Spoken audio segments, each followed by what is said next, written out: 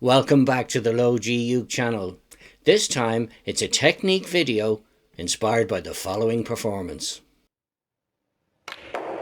Professional snooker players are absolutely amazing. They've got the control and the accuracy to pot 30 or 40 balls in succession and build a massive amount of points in the process.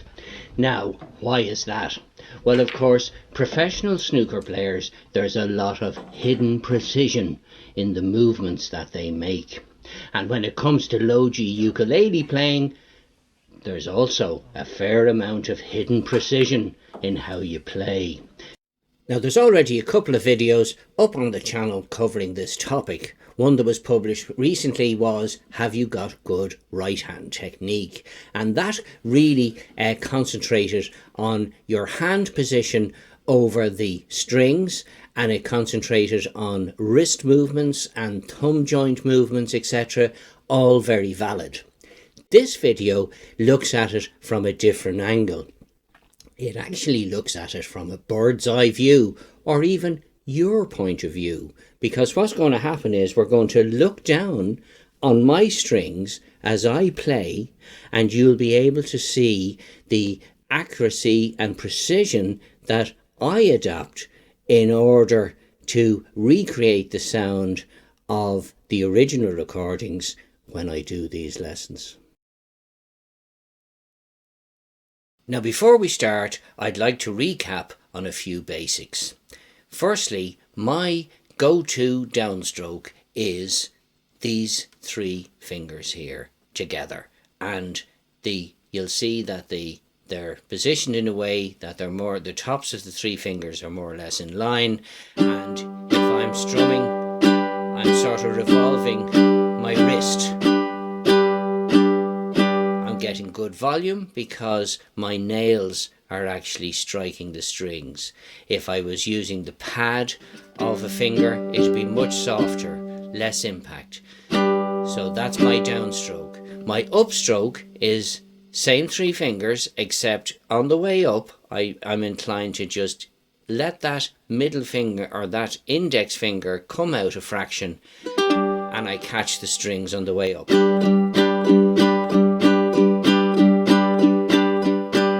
And it's sort of hard, soft, hard, soft, hard, soft. So there's a distinction between the downstroke and the upstroke. Another basic technique I have is to just sort of put my thumb above that index finger, and then I can sort of, on a downstroke, I can pluck the low G string and follow through with the remaining three fingers.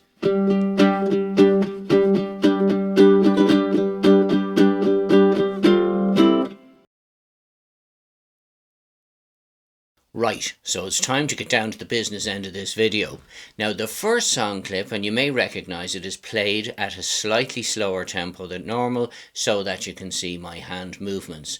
Now, the techniques I use here are just down and up strokes. There's no thumb picks in this. And what I want you to notice is my hand shape. I want you to notice the proximity or closeness that my fingers are to the strings, how the heel of my hand is either just above or resting on the bridge. And I also want you to notice how when I do the down and up strokes, that I'm effectively revolving my wrist rather than doing that. Let's have a look.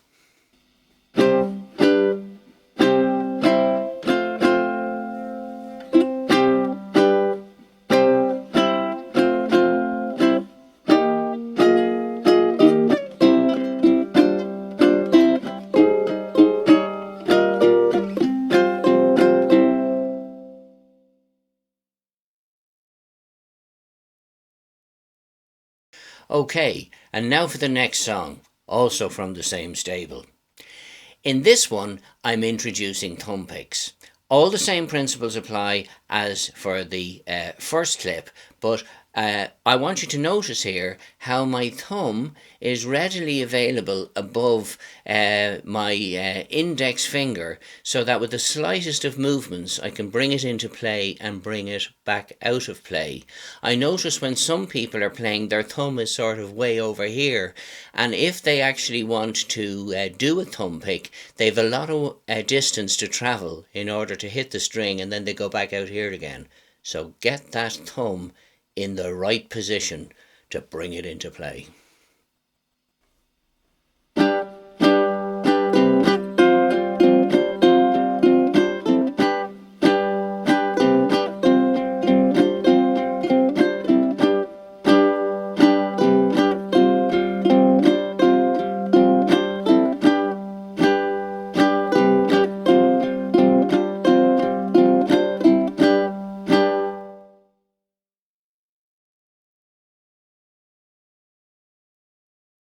Now the next song literally fell out of a tree, and the drummer in this band lives about half a mile down the street in that direction. This song I'm introducing another technique. I'm effectively playing a thumping bass line with my thumb on the low G string, and I'm following up with muted down and up strokes to fill out the rhythm. Notice how the heel of my hand is actually resting on the strings quite often, and you may hear this sound in the background, something like that. Well, that's the heel of my hand rubbing off the strings because I'm touching them, and it's that light touch on those strings that's preventing them from ringing out and making it sound muted. Have a listen.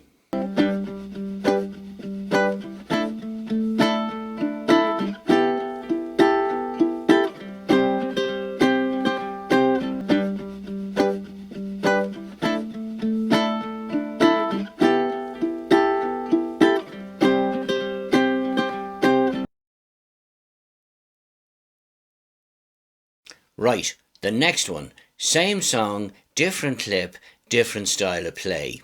So in this one I'm moving away from that stomping rhythm that you heard in the previous clip. This time I'm combining some downstrokes with picking. Now, because the way my fingers and my hand are shaped and grouped, I can flick between picking and strumming in an instant, because I use the two fingers for finger picking, and then I can strike out with a downstroke when I want to and go back to finger picking, all in the blink of an eye. Have a look.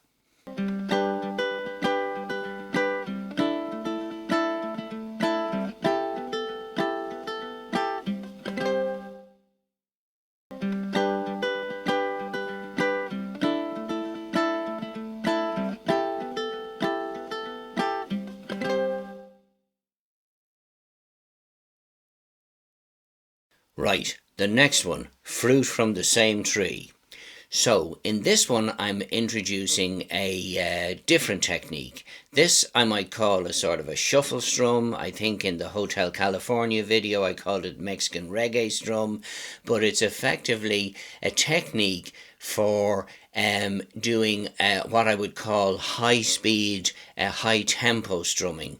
And you don't particularly want the downstroke or upstroke to sound much different. So what I do here, as you'll see, is I group my fingers like that, so that the top of the three fingers and my thumb are more or less in line with each other, and with the revolving wrist movement I brush up and down on the strings like a and any time when I'm in a song where I need to do a quick fill of rapid strumming, I will use that technique to introduce that effect. Have a listen.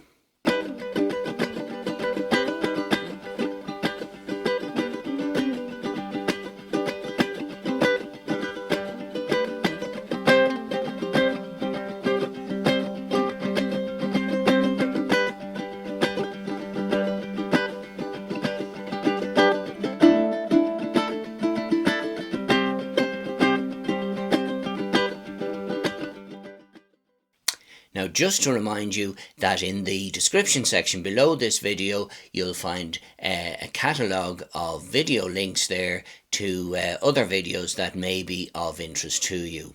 Now, comments, questions and feedback on the techniques I've just shown are welcome at all times. I'd love to hear from you. So the only other thing I can say is, I'll be back. See you again soon.